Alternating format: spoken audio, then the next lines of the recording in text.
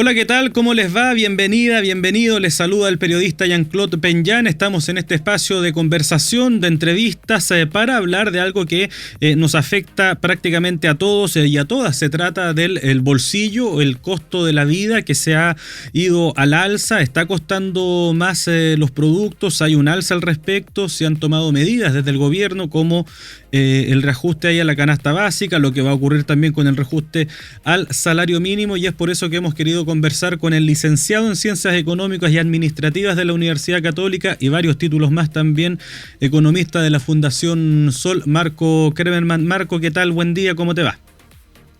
Hola, Jean-Claude. Buen día, muy bien, gracias.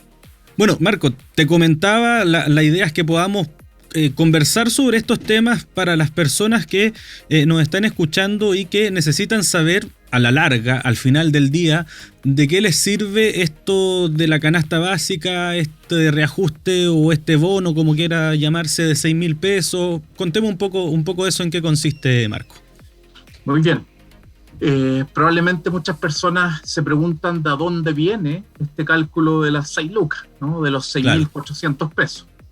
Esto viene de una canasta básica de alimentos, que no es cualquier canasta básica de alimentos, porque muchas personas se preguntarán, pero lo que yo gasto en alimentos me aumentó más de 6.000 pesos en general, como hogar o incluso por persona. Y esta canasta básica de alimentos que ocupa el gobierno es la canasta que se utiliza para construir la línea de la pobreza en Chile. Entonces, una canasta básica, bien elemental, que se construye mirando los patrones de consumo de los hogares pertenecientes al 20% más pobre en Chile. Está nivelando hacia abajo, ¿no? O sea, tampoco es la canasta básica del IPC, por ejemplo. Exactamente, ¿no? La canasta básica del IPC, más que canasta básica, el IPC tiene un conjunto de bienes y servicios, alimentarios y no alimentarios, que mide mes a mes, ¿no? Entonces acá lo que se está considerando es ese tipo de canastas, que para darte un ejemplo, considera que las personas, por persona, consume al mes 160 gramos de carne de vacuno. Es como un bistec al mes, que podría consumir una persona. Entonces, bien limitada, considera un consumo de 2.000 calorías al día, es como lo mínimo. Y lo que hace el gobierno es tomar cuál es el valor de esa canasta actualmente, que son 54.000 pesos aproximadamente, y la compara con el valor que tenía esa canasta hace 12 meses atrás, un año atrás, que era un poquito menos de 48.000 pesos. Por eso es que llega a los 6.400 pesos como la variación de los precios de los alimentos, y de ahí crea este bono, que no es un bono a todo evento, sino que es un bono asociado o que solo pueden recibir las personas que reciben actualmente el subsidio único familiar o la asignación familiar. La asignación familiar las puede recibir aquellas personas que reportan ingresos inferiores a 836.000. Ellas pueden recibir asignación familiar por cada carga, que en general está asociada a hijos o hijas menores de 18 años o menores a 24 años si están estudiando. ¿Qué sucede? Que la canasta clásica, ¿no? O lo que gasta en alimentos la familia promedio en Chile, ¿no? La que vive en Antofagasta, la que vive en Puerto Montt, en tal, donde sea, es mucho mayor y mucho más amplio. Entonces, si uno considera una canasta más clásica, que va por sobre la línea de la pobreza, ahí uno podría observar variaciones que están superando los 15.000 pesos a veces per cápita. Entonces, un bono que se acercara más a los 30.000 pesos sería mucho más atingente que este bono de 6.400 pesos por carga. Tú decías algo ahí, Marco, hay muchas personas que viven en zonas rurales donde a lo mejor no están bajo la línea de la pobreza, pero sí en situaciones muy precarias, donde además el costo de la vida es mucho más alto, por ejemplo, en zonas australes, en la zona de nuestro país, en donde es distinta la ecuación, lo mismo que tú estás contando. ¿Cómo se debería actuar quizás? ¿Tomar medidas regionales, por zona, locales? A ver, en general uno recomendaría que hubiese un aporte, porque es complejo hacerlo por zona, ¿no? Habría que tener un detalle específico de lo que está pasando, pero creo que lo más importante es que el monto fuese más alto, ¿no? Que justamente también permitiera cubrir aumentos de precio en aquellas zonas donde hay precios puntuales, alimentos puntuales, bienes puntuales que se han encarecido más, ¿no?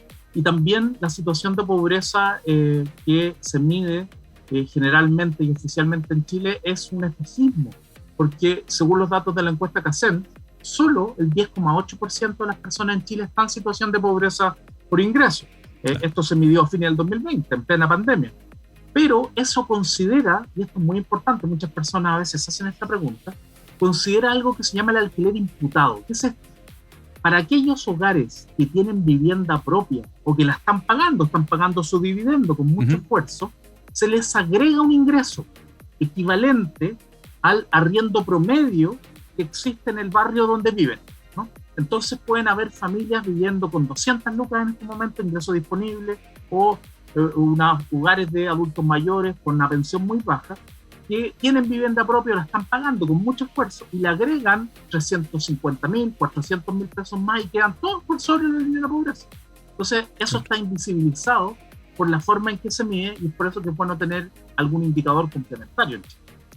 Me acuerdo también, Marco, en otros tiempos se sigue haciendo también, me imagino, que se entrega, por ejemplo, subsidio para la compra de la leña o de harina o cosas así.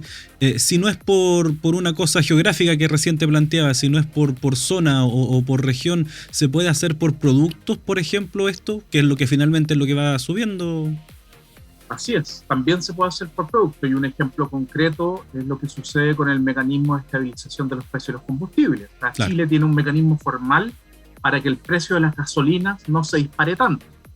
Entonces, en vez de subir a veces 40 pesos una semana, sube 7 pesos.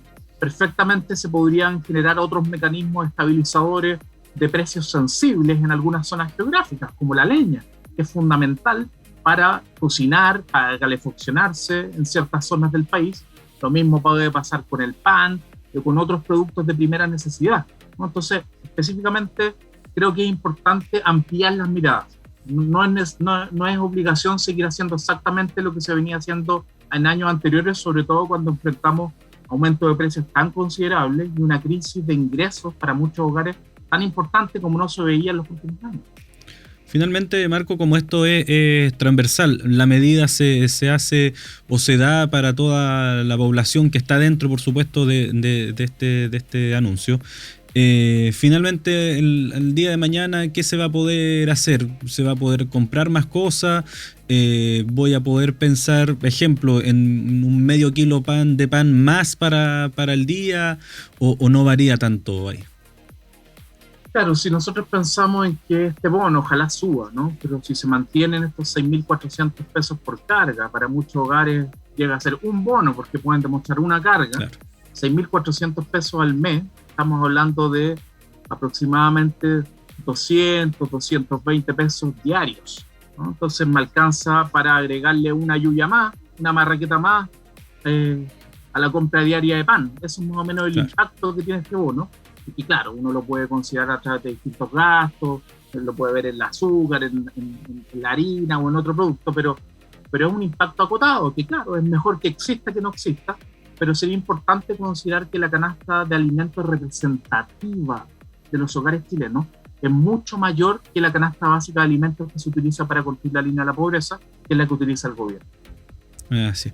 Conversamos con el economista de la Fundación Sol, Marcos Kremerman, sobre el alza del costo en la vida, también sobre las medidas que ha adoptado el gobierno en relación a esto. Y entre esas medidas también, Marco, está de la mano todo el reajuste al salario mínimo, todo lo que comprende eso, porque por un lado está la línea de la pobreza y siempre el reajuste, o más bien el salario mínimo, se piensa más en una población de un estrato socioeconómico medio, en esa parte del grupo.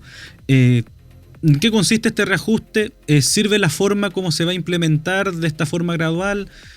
¿Cómo lo ves, Marco? Actualmente en Chile un poquito más de 800.000 personas ganan el salario mínimo o menos, están entre 150.000 pesos brutos, ¿no? A eso hay que descontarle las cotizaciones previsionales y cuando a los trabajadores se les paga gratificaciones, ahí podría quedar el salario líquido efectivamente en 350.000 pesos. Lo que propone el gobierno es hacer 2 reajustes este año, llegar a 380.000 pesos ahora en mayo y en 400.000 pesos en agosto, ¿no?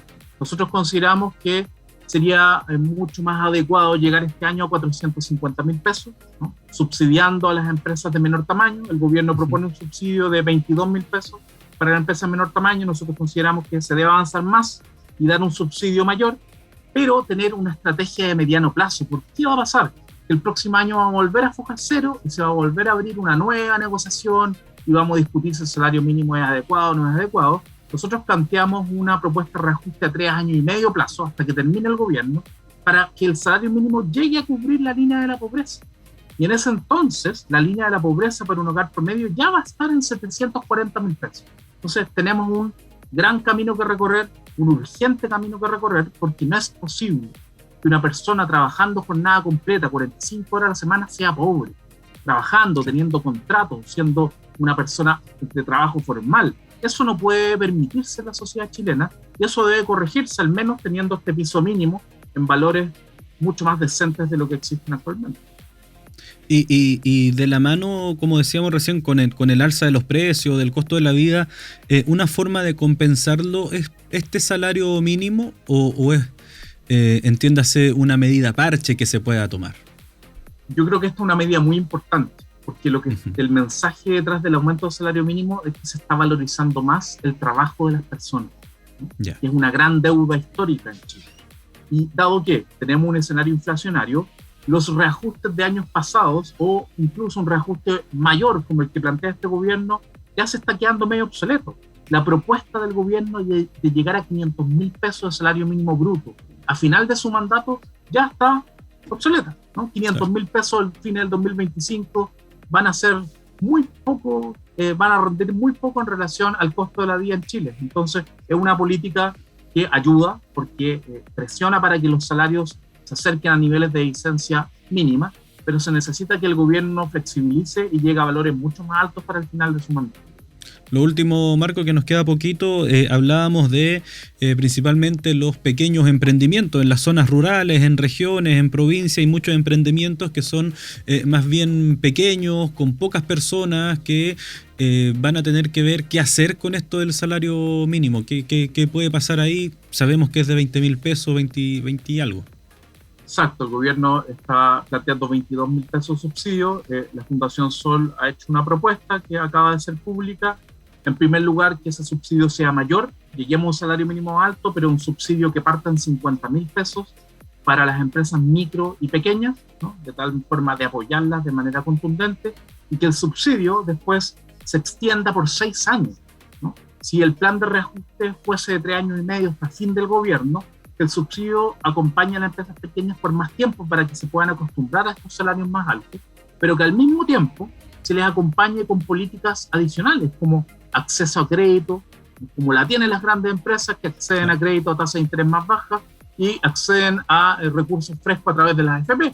Las empresas pequeñas no pueden recibir recursos como inversiones de las AFP, capital de trabajo para las empresas pequeñas, algún apoyo directo. O sea, se necesita que la matriz productiva también esté bailando al ritmo de la empresa pequeña, quienes son las que a veces se llevan la mochila más pesada de la matriz productiva chilena. Sobre salario mínimo y el costo de la vida que sube otra vez, Marco, conversamos sobre economía aquí con Marcos Kremerman, economista de la Fundación Sol, licenciado también en Ciencias Económicas y Administrativas de la Universidad Católica. Muchas gracias, Marco. Seguramente vamos a seguir conversando porque siempre el bolsillo es lo que más llama a todos y a todas. Muchas gracias, Marco. Así es, gracias a ustedes. Buen día. Y recuerde también que puede seguir esta conversación, esta entrevista por toda nuestra red social, también por supuesto en www.radiosregionales.cl. Agradecido de que nos haya acompañado durante esta jornada.